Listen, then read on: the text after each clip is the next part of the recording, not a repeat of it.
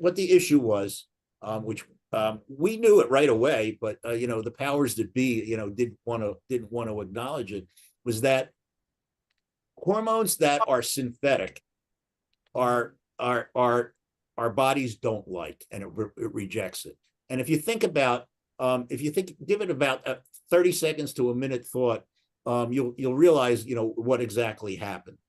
Synthetic hormones our body looks at it as foreign. It's no different than if any of your any of your audience has any type of autoimmune disease. When there's invaders that come in that the body detects as foreign, it will build antibodies to them, and it will build cells around the organs to try and protect it. So when the most prescribed drug in the United States from 1965 to 2002 was Premarin, synthetic estrogen made from horse urine. And I'll show you the chemical composition in a minute. And our bodies didn't like it. Now, I was, like Lisa said, I was a failed OBGYN in 1978 to 1980. And we would do, what OBGYNs did. We would do hysterectomies for whatever reason. And then we would give our patients Premarin, the synthetic estrogen.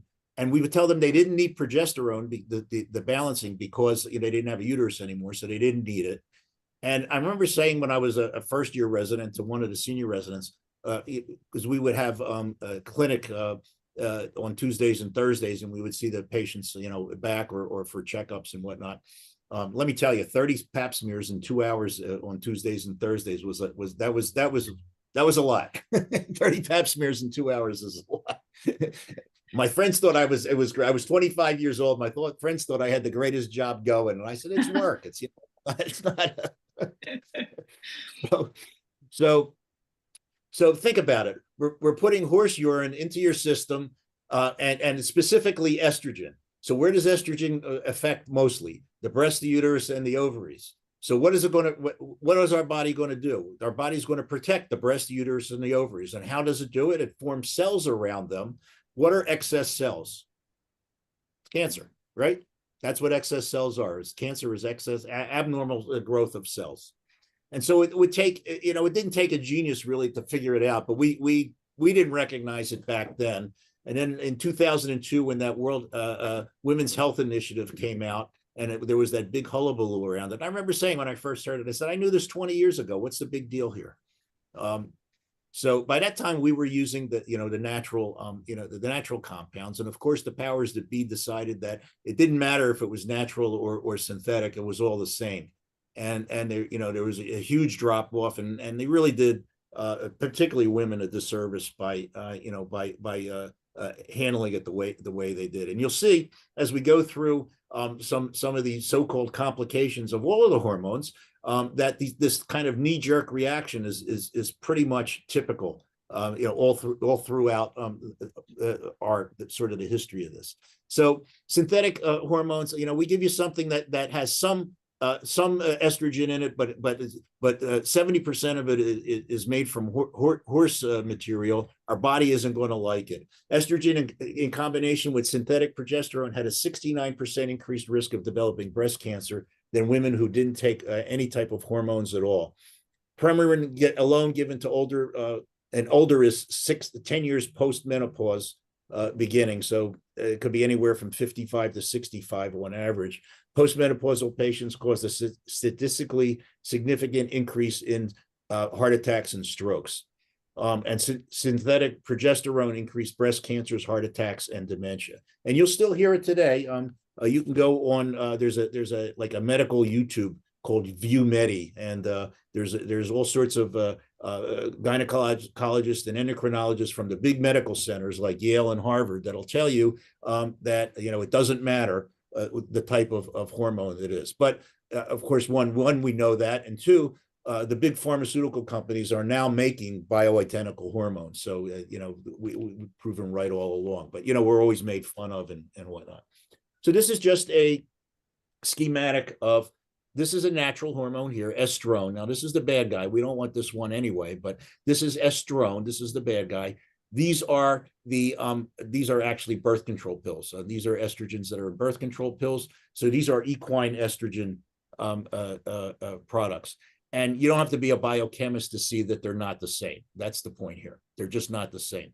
The synthetics have at least 10 estrogens. Only 3 of them are human. Premarin caused increases in blood clots, strokes, and heart attacks. Oral estrogens cause an increased in blood clots also. And also oral estradiol. Estradiol is one of your natural estrogens, your bioidentical estrogens. And a lot of pharmaceutical companies here, I don't know about in where you are, they'll make patches, they'll make pills. We still see an increased incidence in blood clots with oral estrogens, even the estradiol, the natural one. So we try to stay away from them as best we can. Provera, we already mentioned, is the synthetic progesterone. It increases breast cancer and vascular inflammation at least 3-fold, and natural progesterone does not. This was a study done, and it shows per breast cancer per 100,000 women years. This is that WHI study, 521. This is synthetic estrogen and synthetic progesterone. This is no hormones at all. This is natural estrogen, natural progesterone, and natural testosterone. And over here, less than if we gave you no hormones at all is just testosterone. And what we find is that we can cover probably about 90% of the symptomatology that estrogens, even natural estrogens, cover with an adequate amount of testosterone. We'll go into that in a little bit. Mortality, decreased in mortality with therapeutic estrogen, 28% less. This is less. I should actually have this going the other way. I made this graph backwards. This is 28% less deaths in females with natural estrogen versus synthetic estrogens, and all-cause mortality 23% decrease, than those who had nothing at all. Estradiol protects against heart disease, dementia, and osteoporosis. These are the 3 biggest killers of women, at least in the U.S. It improves insulin sensitivity, restores sleep, improves hot flashes, night sweats. It maintains pelvic health and with lubrication, and it protects against colon cancer and macular degeneration. And unlike conjugated equine estrogen, the Premarin, it's really safe for preventing long-term degenerative diseases, osteoporosis, heart disease, diabetes, and even cognitive impairment. Transdermal, so that's your creams and your patches, does not increase the incidence of blood clots, strokes, and it improves quality of life and blood pressure. This one's really interesting, and this was actually before that WHI study, and I've just looked up a new one. I found one in 2021. This one's in 1999, believe it or not, but in 2021, and the numbers are the same. This is mortality post breast cancer. So all of these patients had breast cancer 11 and a half years after after breast cancer. 1/3 of the patients who had no hormones were deceased. Those patients that had natural estrogen and natural progesterone and natural testosterone, only 6% of them were deceased, 94% survival rate. If they had testosterone and progesterone only and an estrogen blocker, 7/8 of them, 13% of mortality. So you can see here, we have it actually all the way backwards because, breast cancer, you can't have hormones. And you can see here that this was 1999, and I didn't get a chance to put in here, but I found a new one in 2021, and the numbers are exactly the same. So we have it exactly upside down. We should be giving you hormones if you have breast cancer, not depriving you of them. This is progesterone versus medroxyprogesterone, which I get my catalog from my medical supplier, and they're having a sale on medroxyprogesterone for Thanksgiving here at $5 a bottle. We can stock up on it. The natural progesterone is a little bit more expensive. But again, the point here is that these are synthetics. This is a hormone. These are drugs. Okay. And they'll call it, you might hear them called progestins.